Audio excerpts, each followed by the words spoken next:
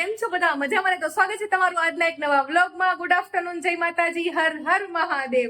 તો અત્યારે છે ને બપોરના 3 વાગી ગયા છે અને આજે છે ને સવારનું કોને ખબર કેવો દિવસ મારો વીગો છે. મને છે ને કઈ કામની દઈશ જ નથી ઉઠતી. ને આજે છે ને એટલું કાંઈ કામ નથી કર્યું, બસ ઘરે નાના મોટું કામ કર્યું અને આજે દઈશ નથી ઉઠતી ને એનું કારણ શું છે હાલો તમને હું બધાને બતાવું. હાલો એટલે તમને બધાને એમ ન થાય ને કે હું કોયલું કરું છું એમ. જો આ છે ને આજે સવારનો હે ને શું કહેવાય કે વાદળા જ હતા. અત્યારે આ સુરત દાદા છે ને ઉઈગા છે. બાકી હે ને આમ એમ થાય કે આમ ક્યાંય નીકળવું નથી ને બસ સાના મના હે ને આપણે હુવાનું જ કામ કરીએ. અત્યારે સાચું કહું તો એવું જ મને થતું હતું કે આપણે છે ને હુવાનું જ કામ કરીએ, બીજું કાંઈ એટલે કાંઈ કામ હે ને કરવું નથી. એટલે હુતી તો નથી હો હું, તોય મેં નીંદર તો નથી જ કરી. તો મેં શું કર્યું ખબર છે? કહું તમને, કાંઈ નથી કર્યું.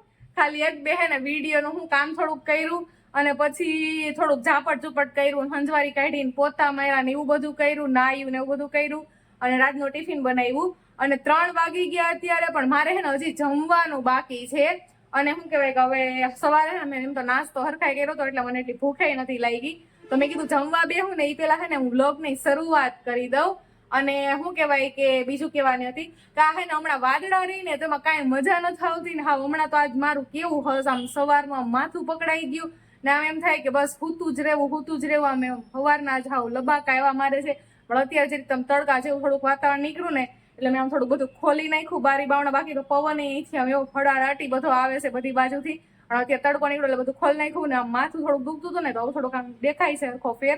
તો મેં કીધું થોડુંક જમી લઈએ અને પછી કામની શરૂઆત કરીએ. તો શું કહેવાય કે વિડીયો એડિટ કરવાના બાકી છે. પછી 3 વાગ્યા છે ને મને થોડીક ઊંઘ હોતન આવે છે. તો વિચારું છું થોડીક અડધી કલાક સુઈ જાઉં, પણ હવે જોઈએ કંઈક તો કરવું પડશે ને હવે આપણે.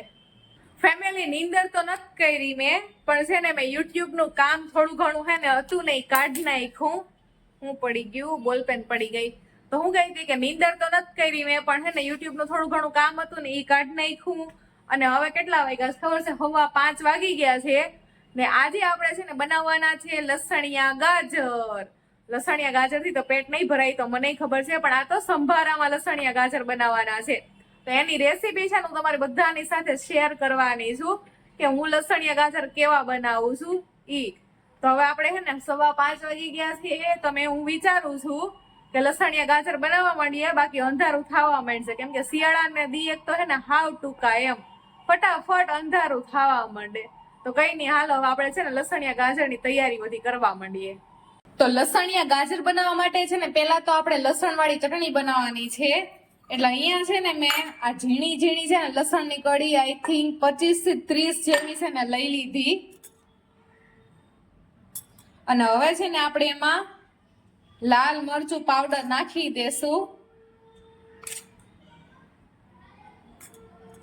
અને હવે આપણે છે ને ખાંડવાનું કામ કરવાનું છે. કેમ કે આ છે ને આપણે લસણની ચટણી જો મિક્સરમાં પીસીએ ને તો એનો એટલો બધો છે ને સ્વાદ નો આવે. આપણે આ દેશી રીતે કરીએ ને જેમ કે ખાંડીને લસણની ચટણી, તો એનો સ્વાદ કંઈક અલગ જ એકદમ મતલબ આમ કાંઈ ઘટે નહીં એવો થઈ જાય લસણની ચટણીનો સ્વાદ. તો આપણે છે ને આ બધું સરખાય પહેલા તો છે ને લસણની ચટણી ખાંડીને તૈયાર કરી લઈએ. આપણી લસણની ચટણી છે ને અહીંયા ખાંડીને તૈયાર થઈ ગઈ છે. એટલે હવે છે ને આપણે આને સાઈડમાં મૂકી દઈએ ને અહીંયા છે ને આપણે ગાજર લઈ લીધા છે મસ્ત મજાના. જો ગાજર, અને આને છે ને મેં પેલા જ છે ને સરખાઈથી ધોઈને લૂછી લીધા છે. એટલે હવે આપણે છે ને આની ધોવાની ઝંઝટ નથી કરવાની. અને હવે આપણે છે ને સૌથી પહેલા તો આને છે ને આ છાલ આપણે પાડી લઈએ ગાજરની. તો અહીંયા છે ને આપણે બધા ગાજરની છે ને છાલ પાડી લીધી છે. અને હવે છે ને આપણે અહીંયા ગાજરને સુધારી લઈએ. તો આ છે ને અંદરનો ભાગ છે ને જે એ આપણે કાઢી નાખશું.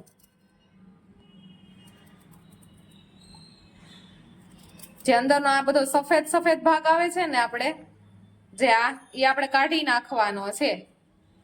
તો અહીંયા છે ને આપણે આ મસ્તના છે ને આપણે જે બધો અંદરનો વ્હાઈટ ભાગ હતો ને એ બધો કાઢીને આવી છે ને ગાજરની લાંબી લાંબી મસ્ત છે ને આવી ચીરું કરી નાખી છે. જો તો અહીંયા મેં છે ને કડાઈ મૂકી દીધી ને એમાં છે ને તેલ મૂકી દીધું છે. અને હવે આપણે છે ને તેલમાં સૌથી પહેલા તો હિંગ નાખશું.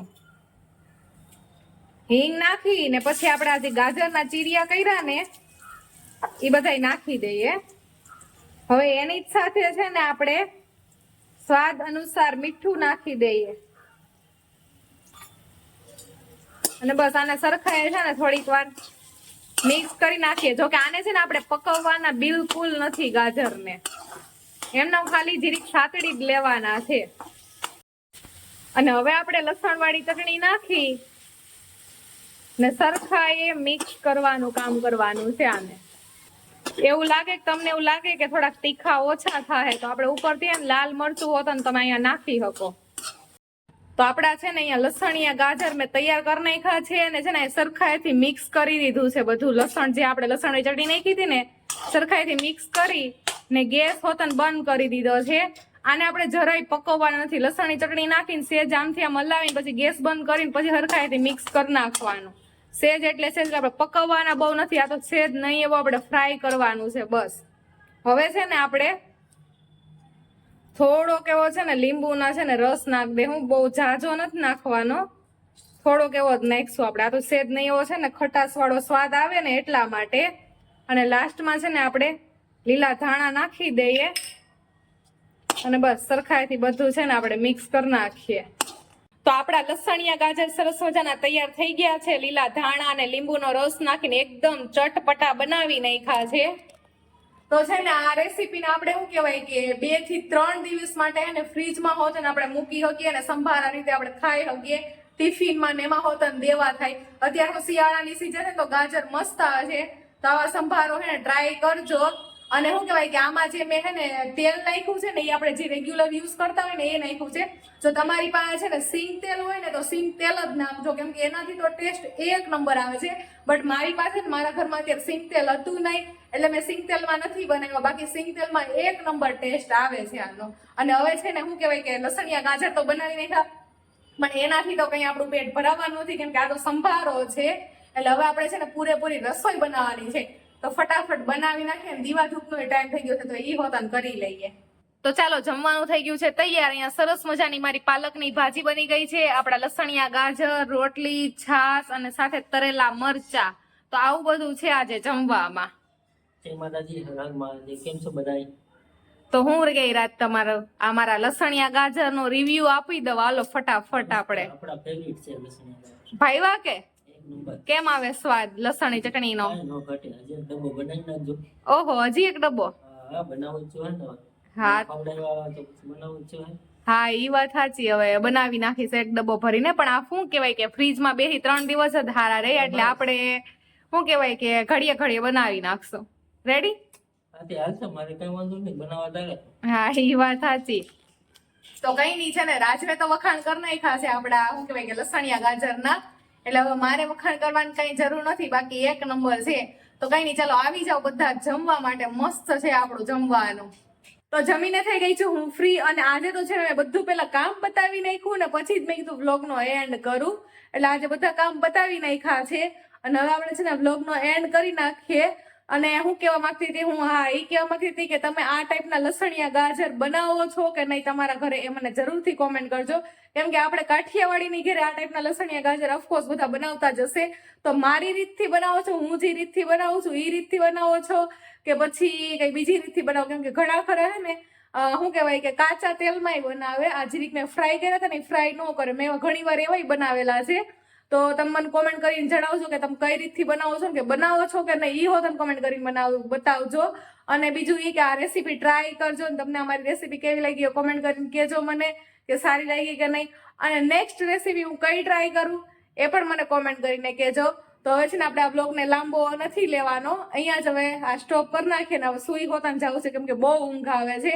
તો કઈ નહીં, ચાલો બધા છે ને લાઈક કરી દેજો, શેર કરી દેજો તમારા ફ્રેન્ડ્સ ફેમિલી સાથે અને ચેનલને ફટાફટ સબસ્ક્રાઇબ કરી દેજો કેમ કે હવે આપણે મળશું આવતીકાલે. ત્યાં સુધી બધાને જય માતાજી, હર હર મહાદેવ.